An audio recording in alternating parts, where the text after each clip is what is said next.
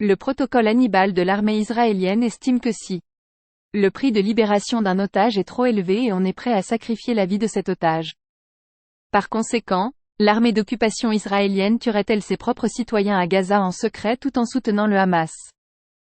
Mayan Sherman, mère d'un membre de l'armée d'occupation israélienne mort à Gaza, dénonce sur son compte Facebook les mensonges de l'armée d'occupation israélienne en affirmant que son fils dont le corps a été retrouvé à Jabalia au nord de Gaza n'a pas été tué par le Hamas. Ce n'est pas le Hamas qui a assassiné mon fils mais le gaz toxique de l'armée israélienne. C'est un meurtre avec préméditation. Quels auraient été les ordres si c'était le fils de Netanyahou dans le tunnel ou le petit-fils de Gallant? En effet, selon Mayan Sherman, le rapport d'autopsie affirme que son fils a été empoisonné par un gaz toxique utilisé par l'armée d'occupation israélienne afin de tuer des soldats du Hamas dans un tunnel de Jabalia. Un témoignage qui confirme que l'armée d'occupation israélienne utilise aujourd'hui encore la doctrine Hannibal qui consiste à tuer ses propres citoyens pour atteindre ses objectifs. On va pas sacrifier les otages et cette partie de la population israélienne a le sentiment très fort que la vie des otages n'est pas la priorité de Netanyahou et de son gouvernement. Double tranchant parce que ça voudrait dire que ces otages israéliens ils sont condamnés. François, il y a un protocole dans l'armée israélienne qui s'appelle le protocole Hannibal qui estime que si pour libérer un otage le prix est trop élevé alors on est prêt à sacrifier la vie de cet otage. La problématique que pose cette guerre que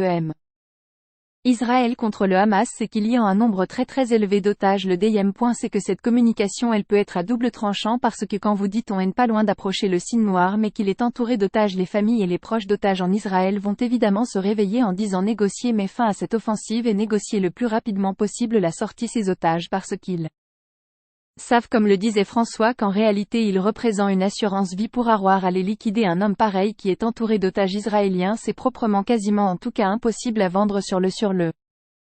Elle crie vraiment, Archav maintenant, mais elle tenait également des pancartes qui disaient, si c'était ton fils ou ton ex, ferais-tu cette opération ainsi?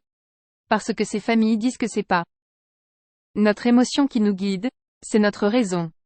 Votre opération tue nos enfants, nos femmes et nos soldats qui sont retenus en otage, donc elle ne fonctionne pas.